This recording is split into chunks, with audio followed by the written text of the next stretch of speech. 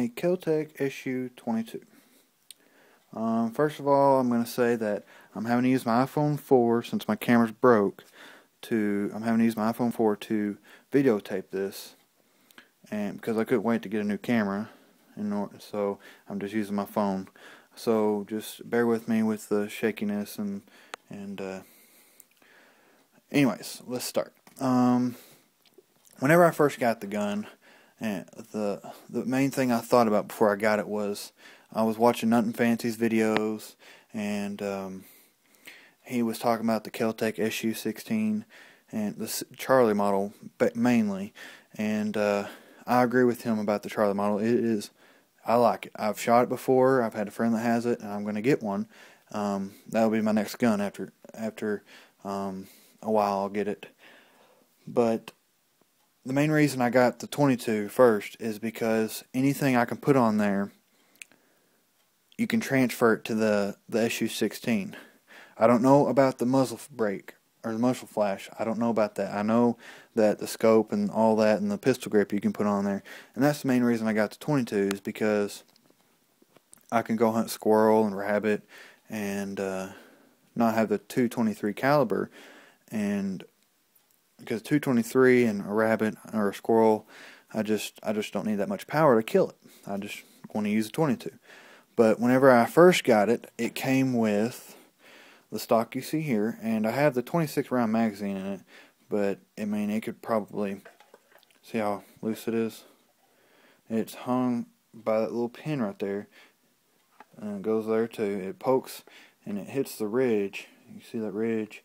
The ridge stops at the top of the magazine, and it'll hit it and it'll hold it. I wouldn't advise you to do it on a 26 round magazine just because of that right there. But I just wanted to show you that you could actually store the magazines in there. But one thing I did upgrade to is I got rid of that stock, and I got the pistol grip AR-15 conversion stock. It is a 3-position stock. I would show you, but I don't have anybody to hold the camera, so I'm going to hold it. You can put a 1-point sling right there. You can put a different assortment of slings in that hole and then the hole right there. I'm not a type of person to not have a AR-15 stock. I love them. I like how you can extend them and shorten them. But that's why it was like $100 and something, and it works really well. And the next thing I got was the muzzle flash hider or suppressor. One thing I would advise you to do if you get this is to turn the holes. Let's see if you can see them. Put something white there. I would put the holes where they're sideways, going this way, not down, up and down or anything, because if you fire it, the air coming out of it will hit the ground and stir up dust and lower visibility. And so I would just advise you to turn those holes sideways. The next thing I got was the bipod that you see here. This thing is really stout. You can lengthen it, shorten it. I had it to the length where if you folded it, it went up. It was even with the barrel, just because I didn't really think I would need it that long to go past the barrel. But anyways, the next thing I got was the 5-point, I think, or 5-position foregrip, and it has battery storage in the bottom. It has the ambidextrous. It has pressure switch slots on both sides. You just have to slide out these little pieces of plastic right here. I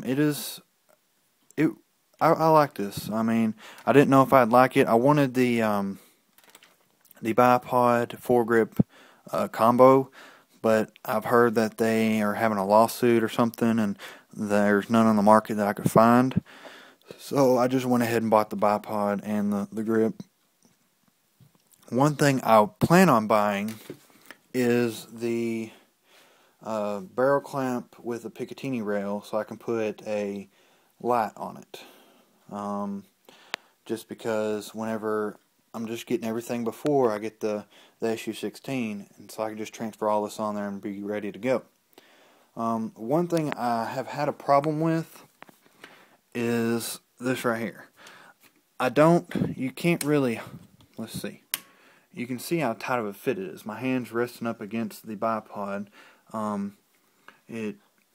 don't necessarily like it, but I like how I can fold that and not hit this. Otherwise, I may try and put this down further and see if I can fold it the opposite way, but I highly doubt it'll fold. Just for compactness and storing in this already small gun case, which I have to turn it opposite the way you're supposed to get it to fit with the pistol grip and the scope, because I don't want to take the scope off. And the next thing to talk about is the scope.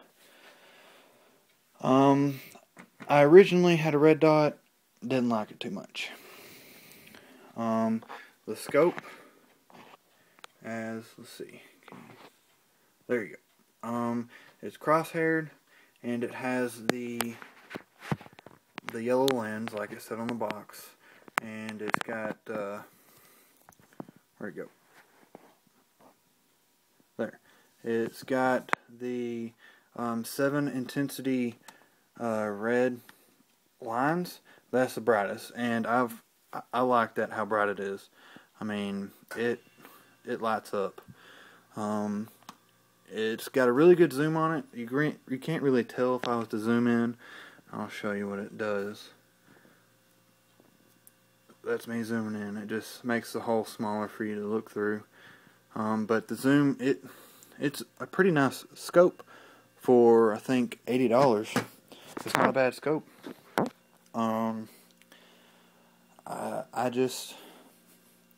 I don't know if the red dot wasn't me, but crosshairs is, I like crosshairs, and I don't know, that's just me. I mean, it's just to each his own. I mean, if you like red dot, then use red dot, but I like the crosshairs, and basically because on this 22 especially, just because, I mean, why would I need a red dot to go squirrel hunting whenever I can use crosshairs and be able to zoom in on them? But I'll show you the accuracy. You probably can't tell much just because I was bump firing, and which it does not heat up the barrel hardly at all. It won't hurt the sight or nothing. It gets a little warm, but what gun doesn't? But here's what I shot. I shot the box it came in, just because I didn't have anything else, and I was shooting 100 yards away for the stuff that's in this circle. I was shooting 100 yards away. Some of them I was probably a little bit closer whenever I was bump firing, and some of them I was trying to sight it in and the scope, and but that's pretty good for me. I mean, I'm not a professional sniper or anything like that. I'm only 19 years old, and I'm going to be in the police force soon. I got 3 more years. I mean, come on. So that's 3 more years to tune up my shooting skill. But if you haven't seen Nothing Fancy's videos on the SU16C, and you're interested in buying a 223 rifle, I would go look at his videos. Nothing Fancy. He really does a good job, and he's really thorough about describing the gun. He points out specifics, and he really has gone out and used the gun, and he's just not blabbing about stuff you don't need to know. But I would just go visit his videos and watch them, and that's where I got to where I wanted the SU16C model. Whenever I do get the SU16C, I'm probably going to put the pistol grip and the bipod and the foregrip